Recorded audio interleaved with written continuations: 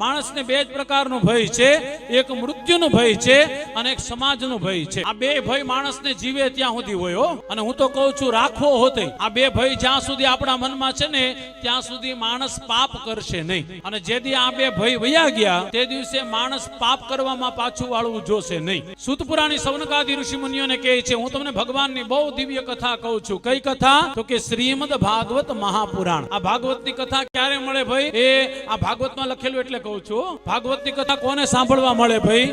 તો કે જેને જન્મ જન્માંતરના પુણ્ય ભેગા કર્યા હોય ને એને ભાગવતની કથામાં આવવાનો મોકો મળે. આમ બધા કોલર ટાઈટ રાખજો. આમાં ભાગવતમાં લખેલું છે. ભાગવતની કથામાં કોણ આવી શકે? તો કે જેની ઉપર ભગવાનની કૃપા હોય ને ઈ જ અહીંયા આવી શકે. બધાની અહીંયા આવવાની તાકાત નહીં સાહેબ. ઘણા લોકોને જોઈએ છે રોજ વિચાર કરે આજે કથામાં જાવું, આજે જાવું, અને જે દિવસે ઘરમાં તાળું મારીને નીકળ્યા હોય ને ત્યારે જ વેવાય આવે હો. બસ આનો એક જ અર્થ થાય, સમય મળ્યો છે તો એને ભોગવી લેજો, સમય મળ્યો છે તો એને પ્રેમથી પામી લેજો.